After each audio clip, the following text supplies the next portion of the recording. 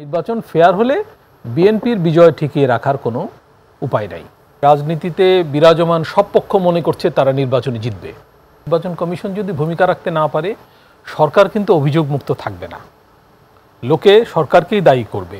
নির্বাচন নিয়ে শঙ্কা একটু কমবে যদি নির্বাচন কমিশন তার প্রতিশ্রুতি অনুযায়ী, প্রতিশ্রুতি বলবো না, ঘোষণা অনুযায়ী মানে এই তো 12 তারিখের মধ্যে তফসিল ঘোষণা করে।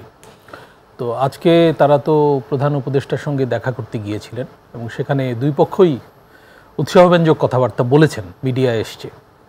রাষ্ট্রপতির সঙ্গে দেখা হবে, সিইসির বক্তব্য রেকর্ড করার জন্য সময় চাওয়া হয়েছে বিটিভির কাছে।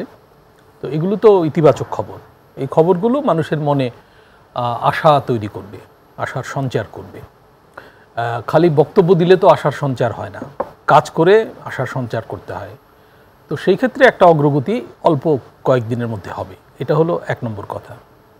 2 নম্বর হচ্ছে যে মানে নির্বাচনটা আমরা যতই বলি যে নির্বাচন কমিশনের ব্যাপার, তফসিল ঘোষণার পরে নির্বাচন সম্পর্কিত প্রশাসন তার অধীনে চলে যাবে, সরকারের তেমন কিছু করার নাই, বিষয়টা কিন্তু বাংলাদেশের কনটেক্সটে এরকম না। বাংলাদেশের কনটেক্সটে হলো যে রাজনৈতিক সরকার থাকুক বা অন্তর্বর্তী সরকার থাকুক, দল নিরপেক্ষ সরকার থাকুক, সরকারের একটা বড় ভূমিকা আছে।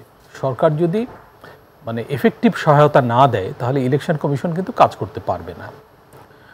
আচ্ছা, আর এখন তো গণ অভ্যুত্থানের পরে একটা বিশেষ পরিস্থিতি। আপনার মনে থাকার কথা, কিছুদিন আগে, বোধহয় 2-1 দিন আগে প্রধান উপদেষ্টা পুলিশ কর্মকর্তাদের উদ্দেশ্যে একটা বক্তব্য রেখেছেন। যেসব পুলিশ কর্মকর্তাকে নতুন দায়িত্ব দেওয়া হয়েছে, মানে লটারির মাধ্যমে তো তাদের স্থান বদল করা হয়েছে এসপি এবং ওসি পর্যায় পর্যন্ত।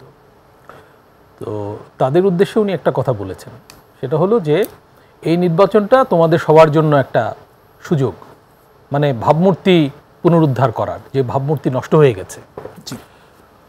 তো পুলিশকে মানে এই মুহূর্ত থেকে প্রতি মুহূর্তে কাজ করতে হবে নির্বাচনের পরিবেশ তৈরির জন্য। পুলিশের ভূমিকা আছে গুরুত্বপূর্ণ। পাশাপাশি অন্তর্বর্তীকালীন সরকারের অধীনে কিন্তু সেনাবাহিনীর একটা, এই অনুষ্ঠানে বোধহয় আমি আবারও বলেছিলাম, সেনাবাহিনীর একটা গুরুত্বপূর্ণ ভূমিকা আছে।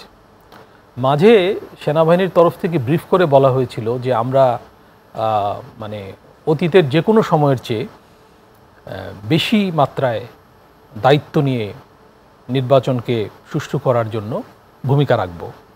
ব্রিফ করে কিন্তু সেনাবাহিনীর তরফ থেকে বলা হয়েছিল, এটা তাদের নিজেদের। কিন্তু এই 1.5 বছরে আমরা যে ঘটনাগুলো দেখলাম, বা শুধুমাত্র নভেম্বরের রাজনৈতিক সহিংসতাগুলো যদি আমরা দেখি, সেটি আসলে কি বার্তা দিচ্ছে? তফসিল ঘোষণার পর আসলে পরিস্থিতি কোন দিকে যেতে পারে?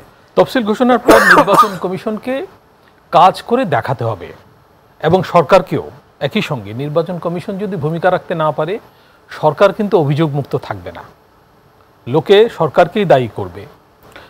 আর এটা তো নির্বাচন কমিশনের অঙ্গীকার না শুধু, এটা হচ্ছে অন্তর্বর্তী সরকার ডক্টর ইউনূসের নেতৃত্বে যেটা হয়েছে গণ অভ্যুত্থানের পর। উনি ওই জমায়েতে পুলিশের উদ্দেশ্যে কিন্তু কথাটা বলেছিলেন যে আমরা একটা বিশেষ পরিস্থিতিতে দায়িত্ব নিয়েছি এবং আমাদের সামনে একটা জটিল সময়ে সম্পাদন করার মতো কর্তব্য, এবং এই নির্বাচনটা অবশ্যই মানে অনেক বেশি চ্যালেঞ্জপূর্ণ।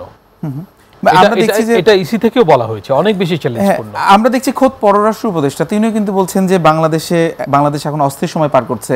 আবার বিএনপির ভারপ্রাপ্ত চেয়ারম্যান তারেক রহমান তিনিও বলছেন সামনে কঠিন সময়। আসলে এগুলোর মানে আপনি কানেক্ট করতে পারেন কিনা কথাগুলোকে, মানে কেন এই ধরনের কথা? কঠিন সময় যেটা তো সরকারও বলছে, ইসিও বলছে। হ্যাঁ, এটা ঠিক যে নির্বাচনের আগে যেরকম উৎসাহব্যঞ্জক পরিবেশ দেখা যেত সেই রকম পরিবেশটা এবার দেখা যাচ্ছে না, এটা অনেকেই দেখছে। মানে কঠিন সময়টা কোন অ্যাসপেক্ট থেকে?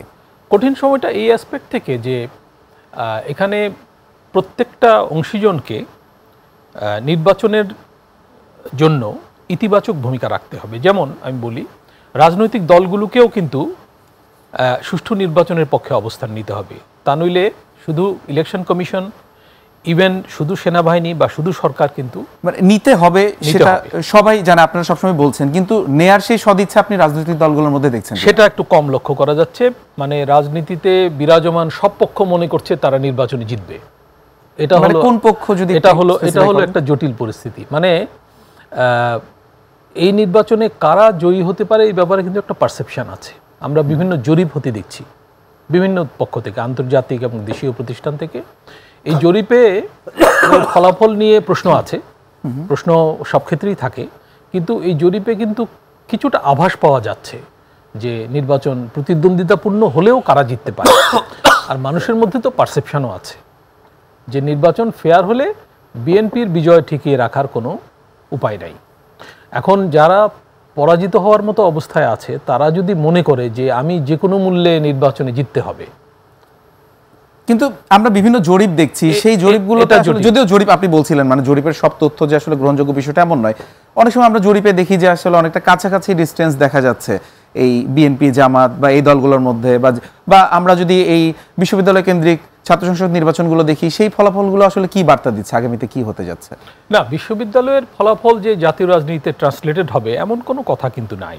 হতেও পারে, নাও হতে পারে। আচ্ছা, তবে ইয়াংদের মধ্যে একটা পরিবর্তন দেখা যাচ্ছে মনোভাবে।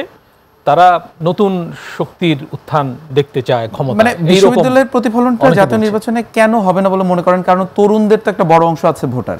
সেটা আছে, নতুন ভোটার আছে, তরুণ ভোটার আছে, তাদের ভূমিকা বড় ভূমিকা রাখবে, তাদের মানে অংশগ্রহণ আগামী নির্বাচনে মনে করা হচ্ছে। তো এখন কথা হচ্ছে যে নির্বাচন আসতে আসতে কিন্তু পরিস্থিতি বদলায়, সেটাও ঠিক। নির্বাচনের 7 দিন আগেও পরিস্থিতি বদলায়। একজন মানে সিনিয়র রাজনীতিবিদ আছে, উনি আমার চেয়ে ভালো জানবেন যে 7 দিন আগে একটা ঢেউ ওঠে, সেই ঢেউয়ে কিন্তু পার হয়ে যায়। মানে যারা জিতবে তারা দেখা যায় যে মানে সুইং ভোটাররা বড় ভূমিকা রাখে, এবং অনেক ভোটার কিন্তু শেষ মুহূর্তে ডিসাইড করে কাদেরকে ভোট দেওয়া হবে। এখানে আমি একটু উল্লেখ করতে চাই যে আওয়ামী লীগের একটা ভোট ব্যাংক কিন্তু আছে বাংলাদেশে, মানে বড় ব্যাংক আছে, এবং তারা কি রোল প্লে করবে শুধু ইয়াং ভোটার না, এটা কিন্তু নির্বাচনে একটা ডিসাইসিভ রোল। অনেকের